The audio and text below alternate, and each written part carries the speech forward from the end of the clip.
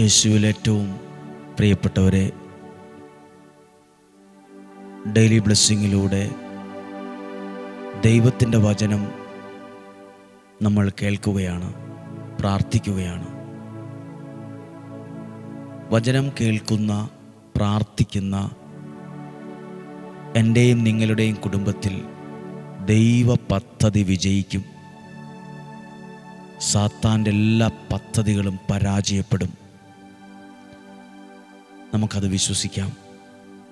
ദൈവവചനം കേൾക്കുന്ന, ആ വചനത്തെ വിശ്വസിക്കുന്ന, സ്വീകരിക്കുന്ന ഞങ്ങളിൽ ദൈവ പദ്ധതിയെല്ലാം വിജയിക്കാനിടയാകണമേ. ഞങ്ങളിൽ ദൈവ പദ്ധതി വിജയിക്കണം. സാത്താൻ്റെ എല്ലാ പദ്ധതികളും പരാജയപ്പെടണം. ഞങ്ങൾ ഈ വചനം കേൾക്കുന്നത് ദൈവ പദ്ധതിയുടെ ഭാഗമാണ്. ദൈവ പദ്ധതിയുടെ ഭാഗമാണ്. അതൊരനുഗ്രഹമായി മാറുന്ന സമയമാണ്. ഈ ആലയത്തെ സമർപ്പിച്ച് പ്രാർത്ഥിക്കുന്നു. ഇന്നുവരെയും ഞങ്ങളുടെ ആലയത്തിൽ വന്നിട്ടുള്ളവർ, പ്രാർത്ഥിച്ചവർ, പ്രാർത്ഥന ചോദിച്ചവർ, കൽക്കുരിശിൽ എണ്ണയൊഴിച്ച് പ്രാർത്ഥിച്ചവർ, ധ്യാന ചാപ്പലിൽ മുട്ടിലിഴഞ്ഞ് പ്രാർത്ഥിച്ചവർ, നിയോഗം എഴുതി സമർപ്പിച്ചവർ, നിയോഗ കൊന്ത ചൊല്ലി പ്രാർത്ഥിച്ചവർ, സകലരെയും ഞങ്ങൾ ഓർത്ത് പ്രാർത്ഥിക്കുന്നു. ഭവനങ്ങളിലായിരുന്ന് നിയോഗത്തിൽ പ്രാർത്ഥിക്കുന്നവരൊക്കെ ഉണ്ട്. അവരെയും ഓർത്ത് പ്രാർത്ഥിക്കുന്നു. ഇന്ന് പ്രത്യേകമായി പ്രാർത്ഥിക്കുന്നത് ഓപ്പറേഷനുമായി ബന്ധപ്പെട്ട് ആശുപത്രികളിലോ വീടുകളിലോ ഒക്കെ ആയിരിക്കുന്നവരുണ്ട്. ഓപ്പറേഷൻ പറഞ്ഞിട്ടുള്ളവരുണ്ട്. ഹോസ്പിറ്റൽ അഡ്മിറ്റായവരുണ്ട്. ജീവിത പങ്കാളിയുടെ ആരോഗ്യ പ്രശ്നം, മക്കളുടെ ആരോഗ്യ പ്രശ്നങ്ങൾ, വീട്ടിലെ ഒന്നിലധികം പേർക്ക് രോഗപീഠകൾ, എത്ര പൈസ കിട്ടിയാലും ആശുപത്രി കൊടുക്കാനും മരുന്ന് മേടിക്കാനേ ഉള്ളൂ. അവരെല്ലാം ഓർത്ത് പ്രാർത്ഥിക്കുക. ഡയാലിസിസിന് വിധേയമാകുന്നവർ, കിഡ്നി സംബന്ധമായ പ്രയാസമുള്ളവർ, ഹാർട്ട് സംബന്ധമായ പ്രയാസമുള്ളവർ, ക്യാൻസർ രോഗികളായിട്ടുള്ളവർ, വേദന അനുഭവിക്കുന്നവർ, കീമോ ചെയ്തുകൊണ്ടിരിക്കുന്നവർ, പല കാര്യങ്ങളെക്കുറിച്ചും അസ്വസ്ഥതയായിരിക്കുന്നവർ, അവരൊക്കെ കടന്നു പോകുന്ന വഴികളും അനുഭവങ്ങളും ഏതൊരാൾക്കും വിശദീകരിക്കാനാവുന്നതല്ല. അത്രയേറെ മനോദുഃഖം അവർക്കുണ്ടാവും. അതൊന്നും ആർക്കും ആരോട് പറഞ്ഞാലും മനസ്സിലാകുക പോലുമില്ല. ഒറ്റപ്പെട്ടു പോലെ തോന്നിയവരുണ്ടാകാം, വേദനിക്കുന്നവരുണ്ട്. എല്ലാവർക്കും വേണ്ടി പ്രാർത്ഥിക്കുന്നു. നിങ്ങൾക്ക് വേണ്ടി പ്രാർത്ഥിക്കുന്ന ഒരു വീടാണിത്, ഒരു ഭവനമാണിത്. അതാണ് നിങ്ങളെ ദൈവത്തിൻ്റെ നിയോഗം. അതാണ് ഇന്ന് നിങ്ങൾക്ക് വേണ്ടി പ്രാർത്ഥിക്കുക. വിശ്വാസത്തോടെ നിങ്ങളുടെ കുടുംബത്തെ ഓർത്ത് പ്രാർത്ഥിച്ച് ഈ വചനം കേൾക്കുകയാണ്. കോരിന്തോസുകാർക്ക് എഴുതിയ 2-ാം ലേഖനം 9-ാം അധ്യായം 7 മുതലുള്ള വാക്യങ്ങൾ വായിക്കുകയാണ്. ഓരോരുത്തരും സ്വന്തം തീരുമാനമനുസരിച്ച് വേണം പ്രവർത്തിക്കാൻ. വൈമനസ്യത്തോടെയോ നിർബന്ധത്തിന് വഴങ്ങിയോ ആകരുത്. സ്വന്തം മനസ്സോടെ, താല്പര്യത്തോടെ, സന്തോഷത്തോടെ വേണമായിരിക്കാൻ. ആരെങ്കിലും പറഞ്ഞ് നിർബന്ധിച്ചതുകൊണ്ടോ ഒന്നും ആകരുത്. സന്തോഷപൂർവ്വം നൽകുന്നവനെയാണ് ദൈവം സ്നേഹിക്കുന്നത്. സന്തോഷപൂർവ്വം നൽകുക എന്ന് പറഞ്ഞാൽ, ഇപ്പോൾ സമയം രാവിലെ 5:30 ഈ സമയം ആരെങ്കിലും നിർബന്ധിച്ചോ വഴക്കുണ്ടാക്കിയിട്ടോ ദേഷ്യപ്പെട്ടതുകൊണ്ടോ ഒന്നും കേൾക്കുന്നതാകാതിരിക്കട്ടെ. സന്തോഷത്തോടെ ഈ സമയം കൊടുക്കണം. രാവിലത്തെ സമയം വചനം കേൾക്കാൻ സന്തോഷത്തോടെ നൽകുന്നവനെ, നിങ്ങൾ ഈ സമയം സന്തോഷത്തോടെയാണോ നൽകുന്നത്? ദൈവം നിങ്ങളെ സ്നേഹിക്കുന്നുണ്ട്. നല്ല മനസ്സോടെയാണോ ഈ വചനം കേൾക്കുന്നത്? നിങ്ങൾ മാത്രമുള്ളൂ നിങ്ങളുടെ വീട്ടിൽ പ്രാർത്ഥിക്കുന്നവർ? സാരമില്ല. നിങ്ങളുടെ വീട്ടിൽ പ്രാർത്ഥന ഇഷ്ടമില്ലാത്തവരോ ഈ പ്രാർത്ഥിക്കുന്നതിനോട് ദേഷ്യമുള്ളവരൊക്കെ ഉണ്ടെങ്കിൽ അവരെയും മനസ്സുകൊണ്ട് അവരെ ഒരുമിച്ചിരുത്തി പ്രാർത്ഥിക്കുക. അവർ കേട്ടില്ലെങ്കിലും നമ്മൾ അവർക്ക് വേണ്ടി കൂടെ കേൾക്കുകയാണ്. നമ്മുടെ വീടിന് വേണ്ടി കേൾക്കുകയാണ്. മക്കൾക്ക് വേണ്ടി കേൾക്കുകയാണ്. അവരുടെ പേരുകളെങ്കിലും മുഖമൊക്കെ മനസ്സിലോർത്ത് ആ പേരൊക്കെ പറഞ്ഞ് ഇപ്പോൾ ഈ വചനം കേൾക്കുമ്പോൾ പ്രാർത്ഥിച്ചു കൊണ്ടിരിക്കുക. അവർ കേൾക്കുന്നില്ലെങ്കിലും അവർക്ക് വേണ്ടി ഞാൻ കേൾക്കുകയാണ്, നമ്മൾ കേൾക്കുകയാണ്. അങ്ങനെ വിശ്വാസത്തോടെ പ്രാർത്ഥിക്കുവാണ്.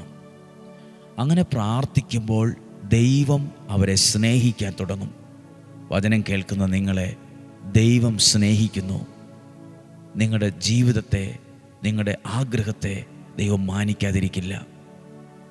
ഇങ്ങനെ ചെയ്താൽ 8-ാമത്തെ വാക്യം വായിച്ചേ. നിങ്ങൾ ദൈവവചനം കേട്ട് ദൈവത്തിൻ്റെ സ്നേഹമൊക്കെ അനുഭവിച്ചാൽ നിങ്ങൾക്ക് ആവശ്യമുള്ളതെല്ലാം സദാസമയം സമൃദ്ധമായി ഉണ്ടാകാനും. അപ്പോൾ ഒരാൾ ദൈവത്തിൻ്റെ ആ വചനത്തെ കേൾക്കാൻ സന്തോഷത്തോടെ മനസ്സ് കൊടുത്താൽ, സമയം കൊടുത്താൽ, നമ്മളങ്ങനെ ചില കാര്യങ്ങളൊക്കെ മാറ്റിവെച്ചാൽ എന്ത് ഗുണമാണ് ദൈവം ഒരുക്കുന്നത്? നിങ്ങൾക്ക് ഒന്നിനും ഒരു കുറവുണ്ടാവില്ല. നിങ്ങൾക്ക് ആവശ്യമുള്ളതെല്ലാം സദാ നൽകും. ആവശ്യമുള്ളതെല്ലാം സദാ സമൃദ്ധമായി ഉണ്ടാവും. ചുമ്മാ കുറച്ചല്ല, സമൃദ്ധമായി. ആ വാക്കൊന്ന് പറഞ്ഞ്, നമുക്ക് ആവശ്യമായതെല്ലാം ദൈവം സമൃദ്ധമായിട്ട് തരും. സമൃദ്ധമായിട്ട് തരും. സമൃദ്ധമായിട്ട് അതെൻ്റെ വീട്ടിലുണ്ടാവും. നിങ്ങളുടെ വായിക്കുവാണ്, നിങ്ങൾക്ക് ആവശ്യമുള്ളതെല്ലാം സദാ സമൃദ്ധമായി ഉണ്ടാകാനും സൽകൃത്യങ്ങൾ ധാരാളമായി ചെയ്യാനും വേണ്ട എല്ലാ അനുഗ്രഹങ്ങളും സമൃദ്ധമായി നൽകാൻ കഴിവുറ്റവനാണ് ദൈവം. എല്ലാം കുറേശ്ശെ കുറേശ്ശെ അല്ല, അല്പം അല്പമല്ല, കുറച്ചല്ല, സമൃദ്ധമായി. സമൃദ്ധമായി വചനം കേട്ട് പ്രാർത്ഥിക്കുന്ന പ്രിയപ്പെട്ട സഹോദര, സഹോദരി, മാതാവേ, പിതാവേ, ഒന്നിനും ഒരു കുറവില്ലാതെ ദൈവം നിങ്ങളെ, നിങ്ങളുടെ കുടുംബത്തെ, നിങ്ങളുടെ ആരോഗ്യത്തെ സമൃദ്ധമായിട്ട് പരിപാലിക്കും. സമൃദ്ധമായിട്ട് അനുഗ്രഹിക്കും.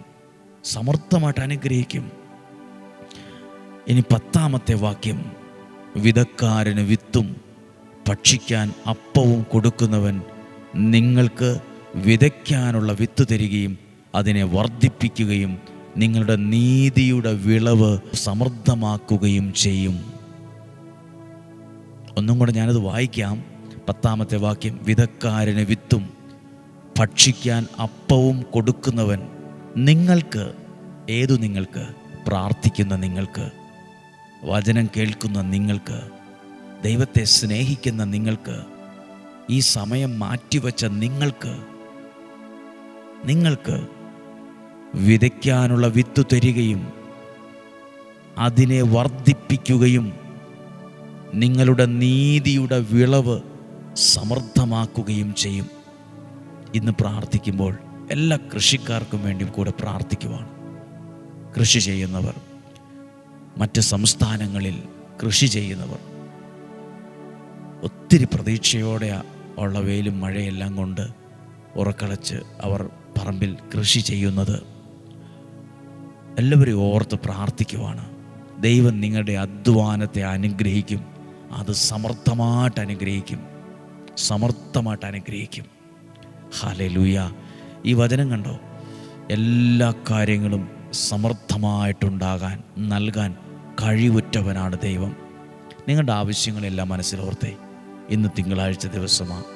നിങ്ങളുടെ ആവശ്യങ്ങളുടെ മേൽ ദൈവകൃപ വർദ്ധിക്കട്ടെ.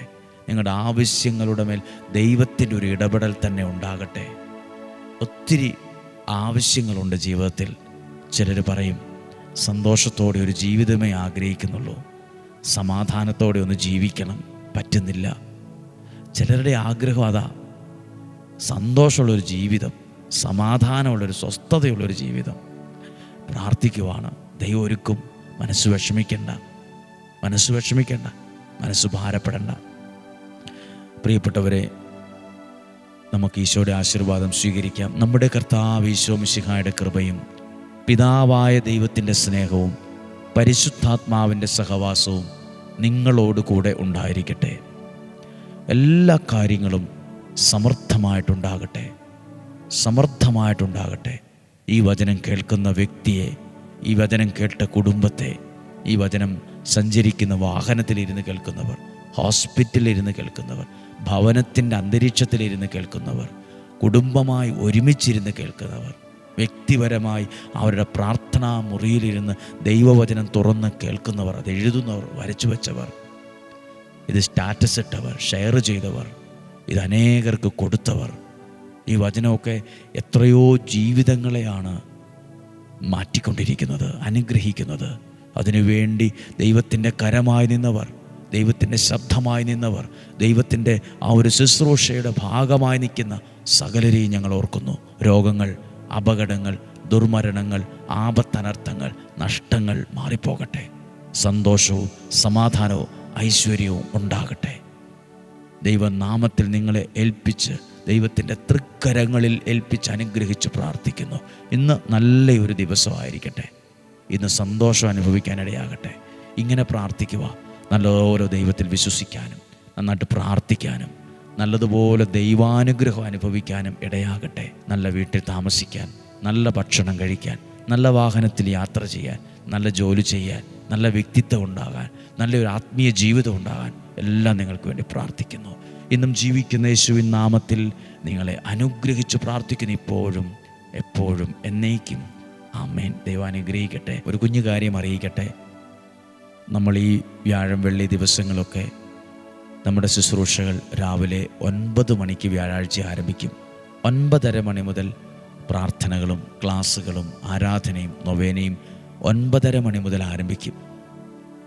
അപ്പോൾ വൈകുന്നേരമാണ് വിശുദ്ധ കുർബാന എങ്കിലും ആ സമയത്തൊക്കെ വരാൻ ആഗ്രഹിക്കുന്നവർ, താമസിച്ച് പ്രാർത്ഥിക്കാൻ ആഗ്രഹിക്കുന്നവർ രാവിലെ തന്നെ വരികയും പ്രാർത്ഥിക്കുകയൊക്കെ ചെയ്യുക. ഓരോ പ്രാർത്ഥനകളും അനുഗ്രഹമാകുന്ന സ്ഥലമാണിത്. ഓരോ മനുഷ്യരും ഇവിടെ വന്ന് പ്രാർത്ഥിച്ചു പോകുമ്പം അവരുടെ ജീവിതത്തിൽ ഒരു പുതിയ അനുഗ്രഹത്തിന് തുടക്കമിടുകയാണ്. ദൈവം നിങ്ങളെ അനുഗ്രഹിക്കും. ഈ വെള്ളിയാഴ്ച 7 ആശീർവാദത്തോടെയുള്ള ദിവ്യകാരുണ്യ പ്രദക്ഷിണമുള്ള ദിവസമാണ്. നിങ്ങൾക്ക് വേണ്ടി പ്രാർത്ഥിക്കുന്നു. ദൈവം നിങ്ങളെ അനുഗ്രഹിക്കട്ടെ.